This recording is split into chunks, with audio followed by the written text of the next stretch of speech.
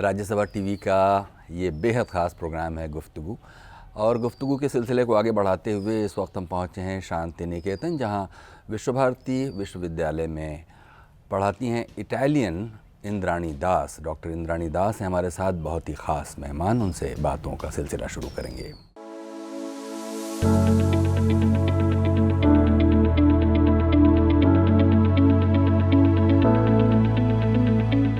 इंद्राणी दास 5 जुलाई 1962 को कोलकाता में पैदा हुई इंद्राणी दास की शुरुआती पढ़ाई शांति निकेतन में ही हुई।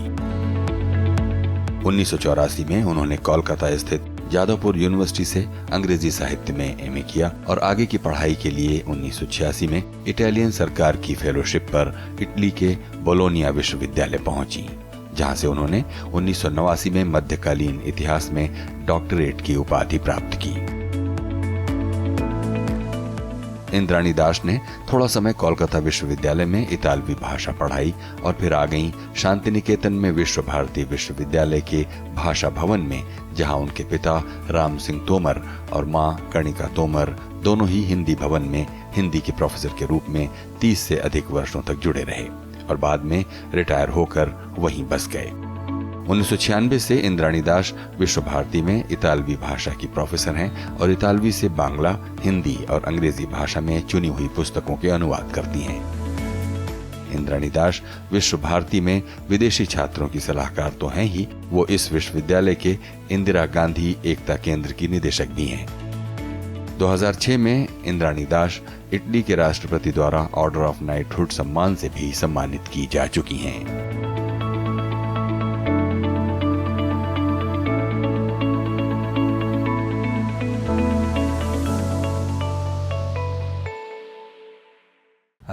बहुत बहुत स्वागत है। नमस्कार। नमस्ते।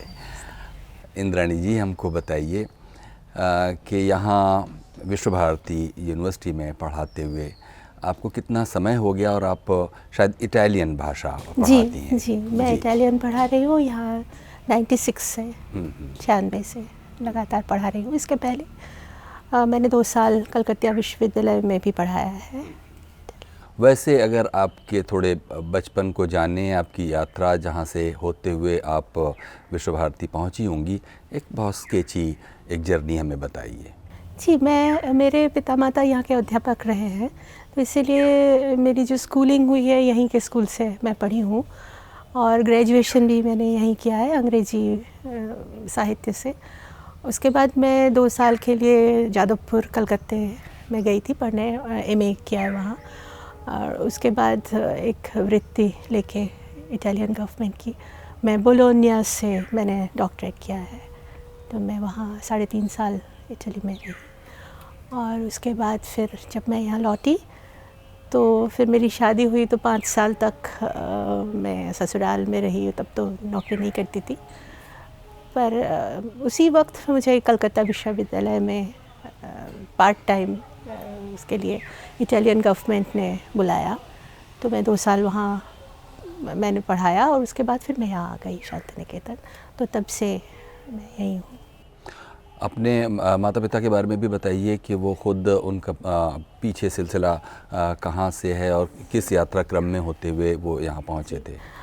मेरे पिताजी इलाहाबाद विश्वविद्यालय में तो पढ़ रहे थे, तब रिसर्च स्कॉलर थे, तो उनके गुरु ने शांति निकेतन उन्हें भेजा था, क्योंकि उन्हें वहाँ से स्कॉलरशिप मिलती थी, तो कहा था कि 2 साल जाओ रविंद्रनाथ के जो तब विश्वविद्यालय बना था, तो वो 2 साल यहाँ पढ़ाने के लिए आए और ख़ुद भी अपना काम करते थे पीएचडी का। पर उन्होंने स्कूल में 2 साल यहाँ ज्योग्राफी और मैथमेटिक्स पढ़ाया। उसके बाद फिर वो यहाँ से चले गए थे। फिर वो यहाँ 56 साल से प्रोफेसर के रूप में यहाँ जुड़े रहे और अंत तक जीवन के यही रहे। और मेरी माता जी भी आई थी यहाँ रिसर्च स्कॉलर के रूप में, फिर वो लेक्चरर हो गई हिंदी में, तो 57 साल से यहाँ जुड़ी रही और वो भी अंत तक यहीं रही। पर मेरे पिता माता ने एक स्कूल की स्थापना की थी मध्य प्रदेश में, तो शांति निकेतन के ढांचे से कुछ मिलता जुलता। मध्य प्रदेश में ही क्यों?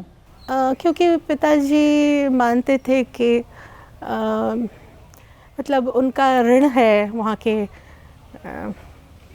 के परिवेश से, तो उसका वो ऋण होने के लिए उन्होंने सोचा था कि बच्चों को कुछ अगर पढ़ाई की सुविधा दी जाए गांव में, क्योंकि ज़्यादातर स्कूल जो हैं वो शहर में होते हैं और इंग्लिश मीडियम वगैरह, तो इसीलिए वो चाहते थे कि गांव के बच्चों को भी वही सुविधा मिले। और जहाँ उनका गांव था वो बिल्कुल बीहड़ कह सकते हैं चंबल का, तो इतने स्कूल्स की भी सुविधा नहीं थी, तो इसी कारण उन्होंने और वहाँ ही खोलने की सोची थी। तो 25-26 साल से वो स्कूल चल रहा है, 12th तक है वहाँ।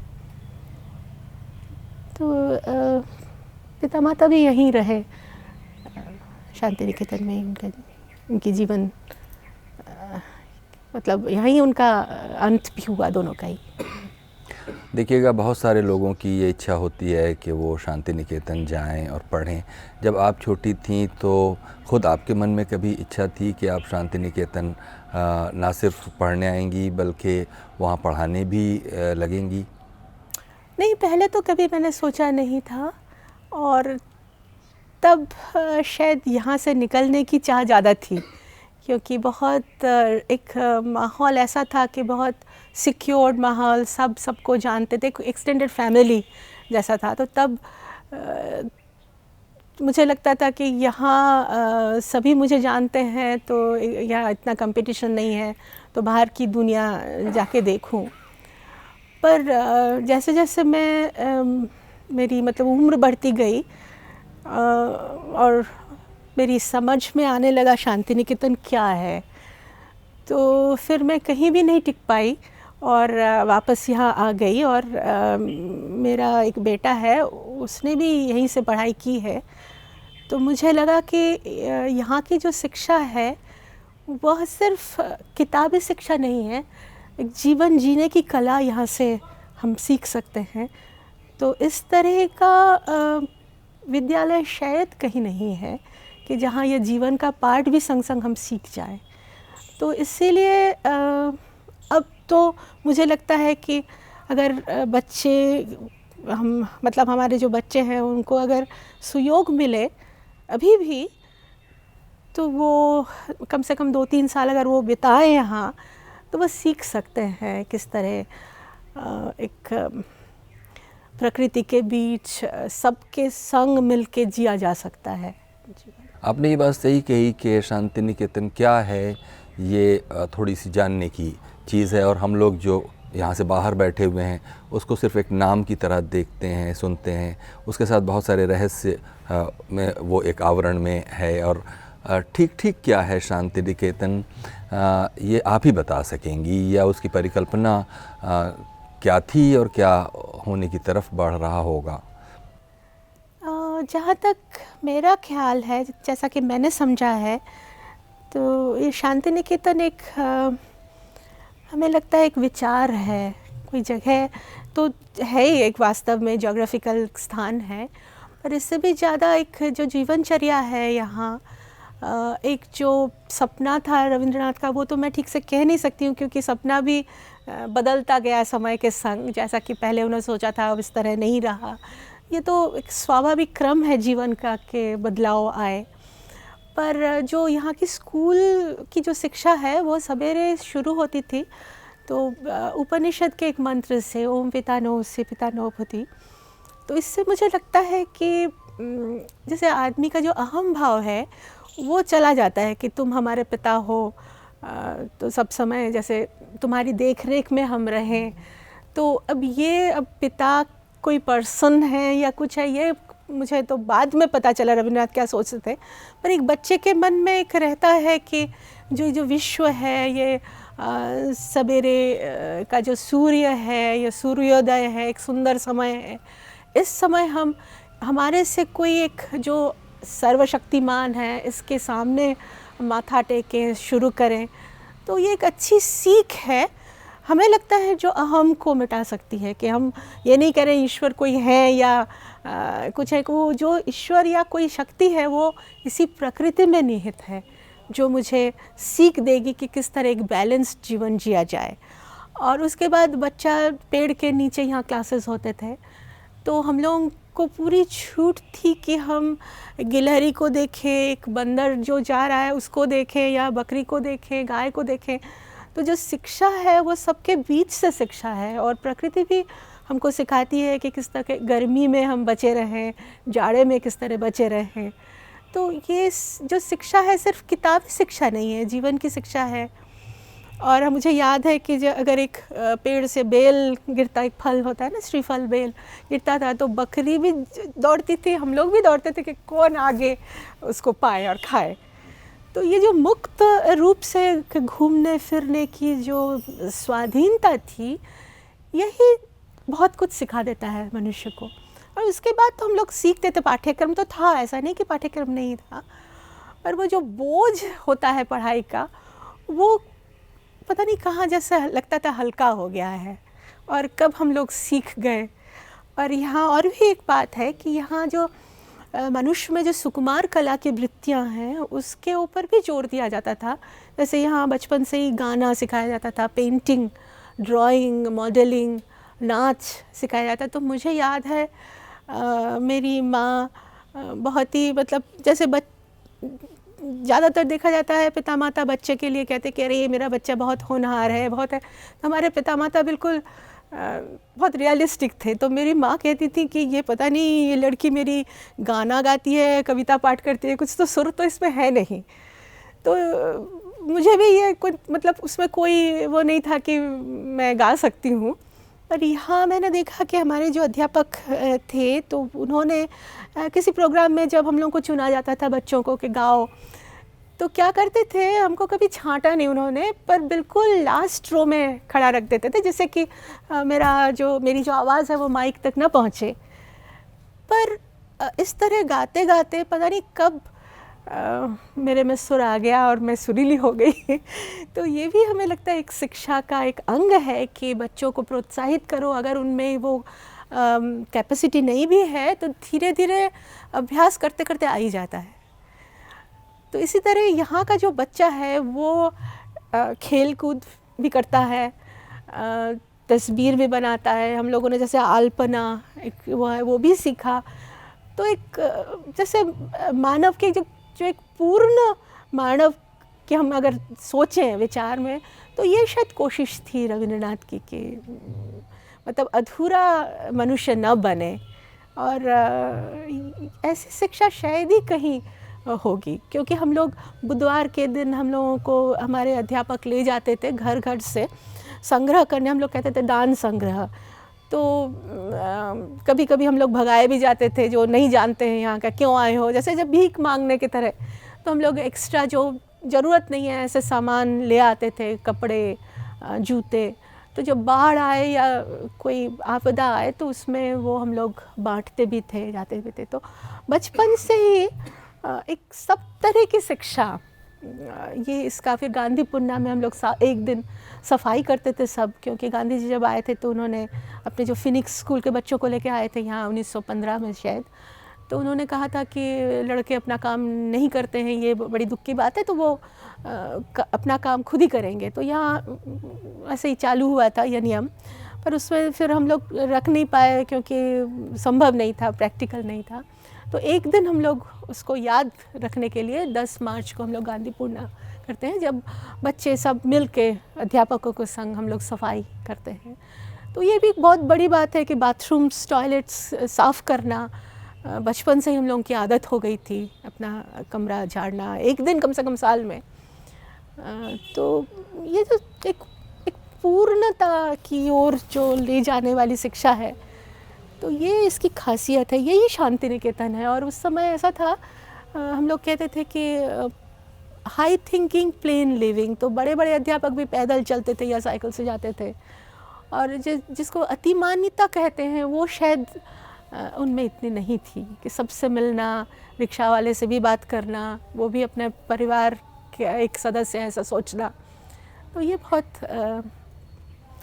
क्या कहना चाहिए, एक विशेषता रही है शांति निकेतन। और यहीं पर हम आपसे उन अध्यापकों के बारे में जानना चाहेंगे जो जिनको हो सकता है आपने भी ना देखा हो, और उनकी कहानियाँ एक तरह से किंवदंतियों की तरह वातावरण में रहती हैं, तो वो प्रेरणा की तरह आप को रोशनी दिखाते हैं।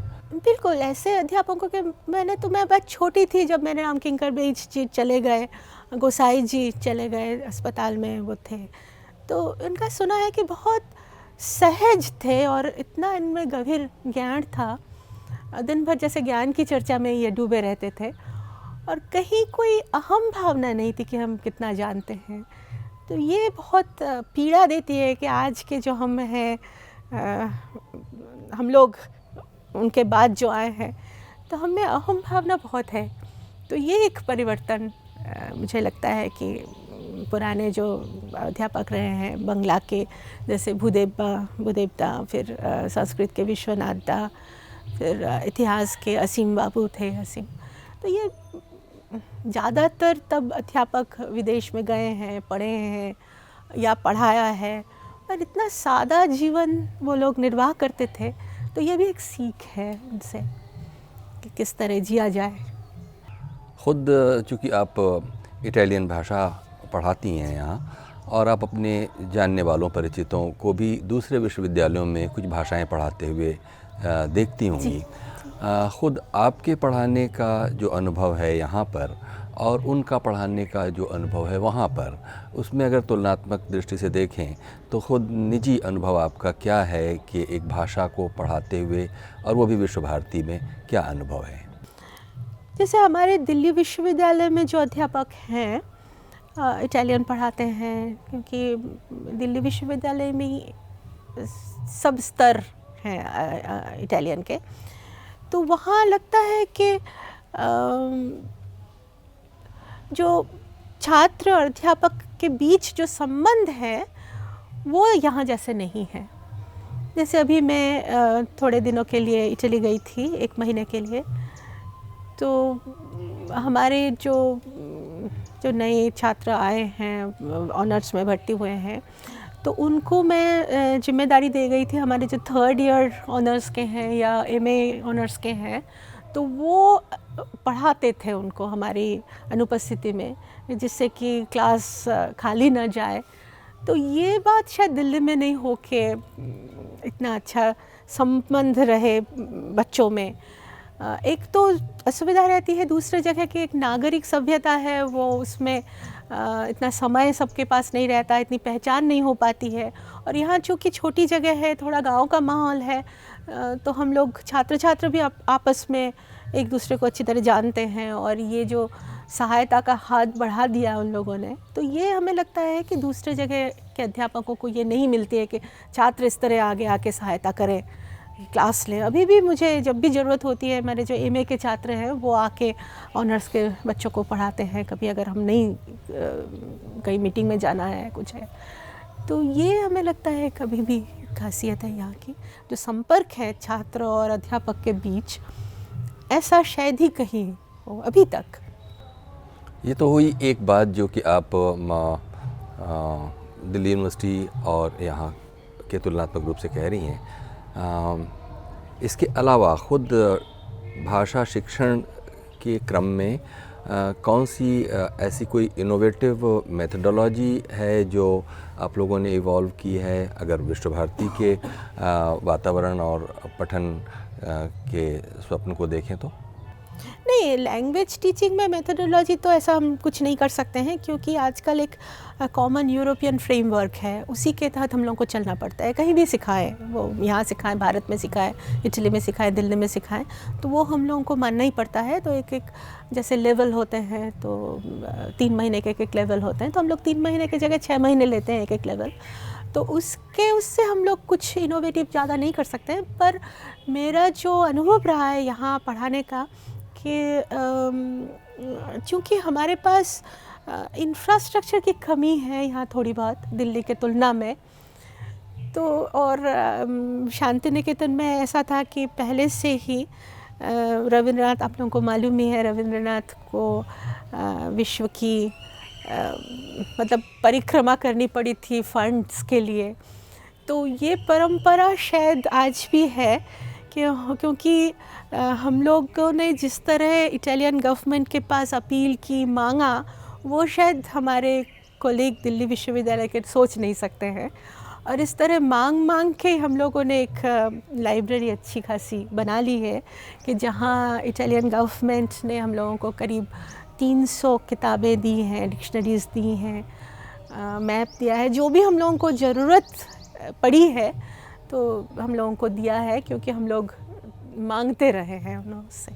तो ये भी एक हमें लगता है कि एक विशेष खास बात है कि दिल्ली में वो सोच नहीं सकते हैं किस तरह इस स्तर पे मांगा जा सकता है।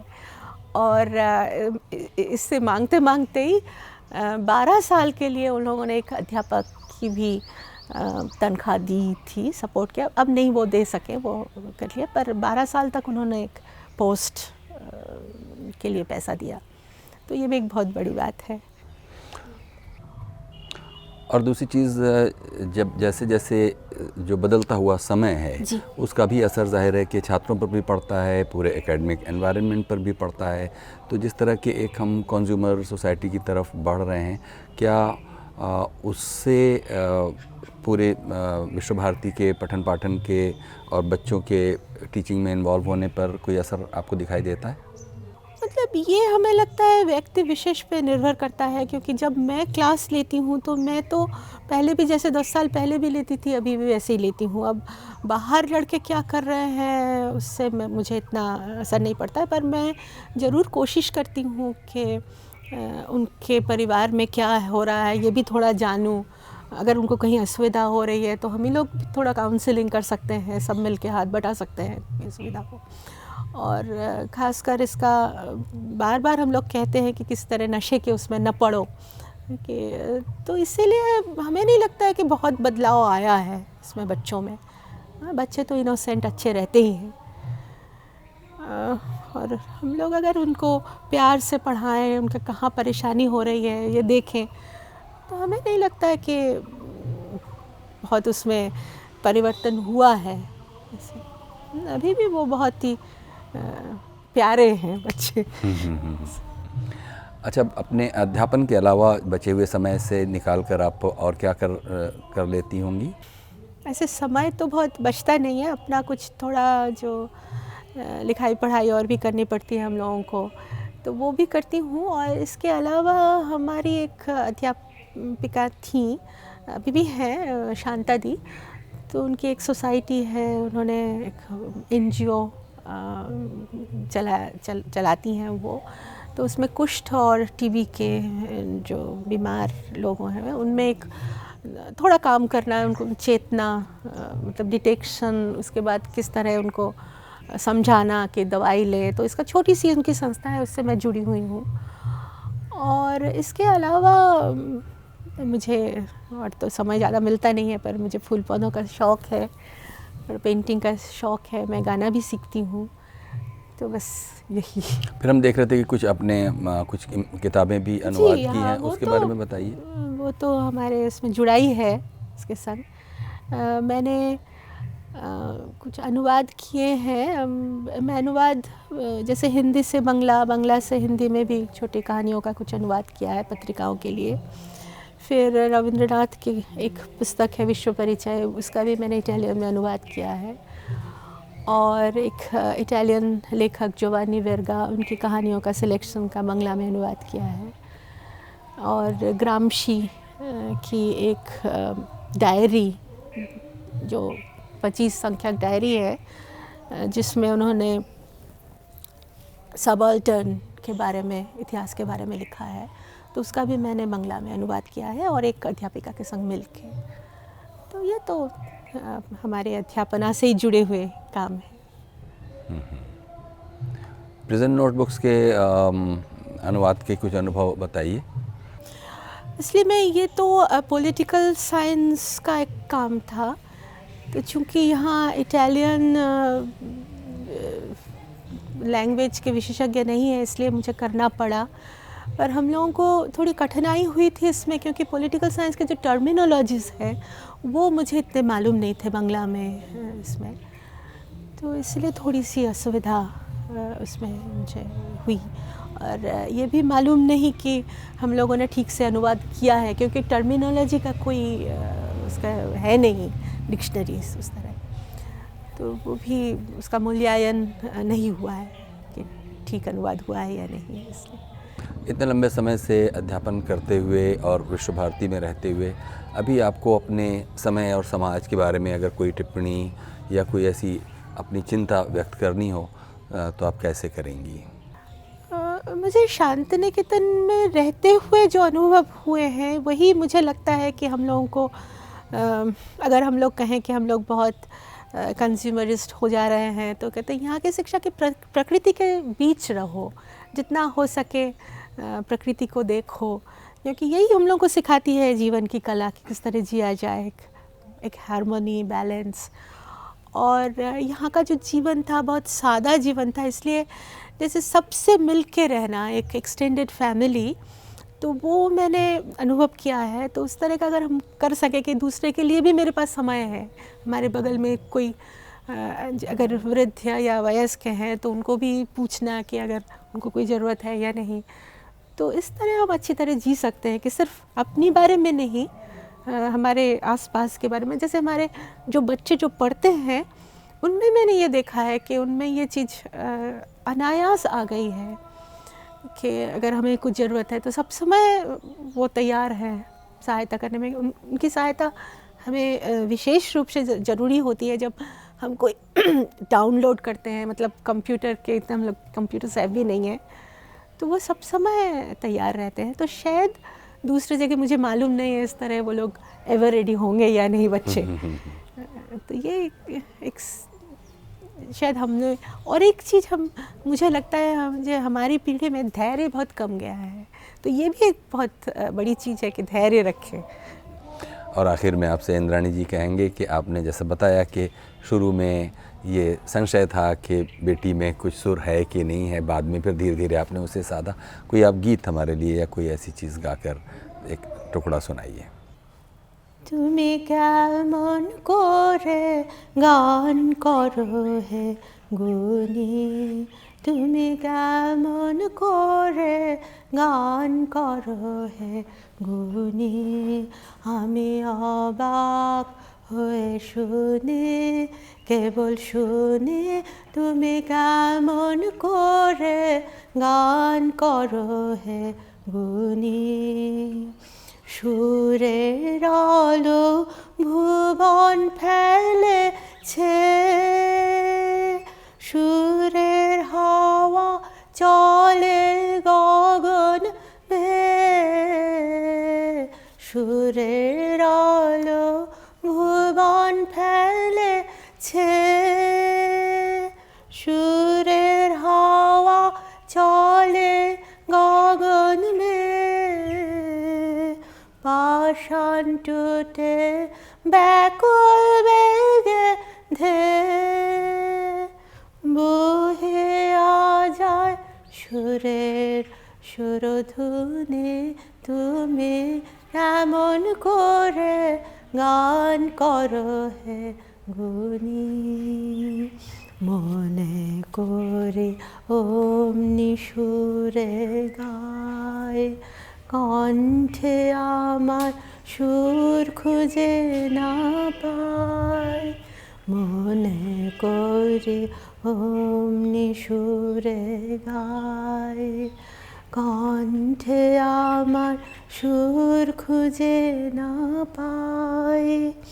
কইতে কে চাই, কইতে কথা বাঁধে, হার মেনে যে পরাণ আমার কাঁদে। কইতে কে চাই, কইতে কথা বাঁধে, হার মেনে যে পরাণ আমার কাঁদে। আমায় তুমি ফেলেছ কোন ফাঁদে, চৌদিকে মোর সুরের জাল বুনে, তুমি কেমন করে গান করো হে গুনি। আমি অবাক হয়ে শুনে কেবল শুনি তুমি কেমন করে গান করো হে গুনি। वाह, बहुत सुंदर, बहुत सरस। बहुत बहुत शुक्रिया इंद्राणी जी, आपने हमारे लिए इतना समय दिया, इतनी बातें हमारे साथ शेयर की और इतना मधुर गीत सुनाया। बहुत बहुत शुक्रिया। नमस्कार। ये थी इंद्राणी दास, जो कि विश्व भारती विश्वविद्यालय में इटालियन भाषा पढ़ाती हैं और अनुवाद आदि के काम भी करती हैं। कुछ कहना चाहते हो प्रोग्राम गुफ्तगू के इस एपिसोड के बारे में तो हमें ज़रूर लिखिए feedback.rstv@gmail.com पर। और इस हफ्ते जो प्रतिक्रियाएं आपकी हम तक पहुंची हैं उनमें से एक प्रतिक्रिया फ़िलहाल आपके लिए।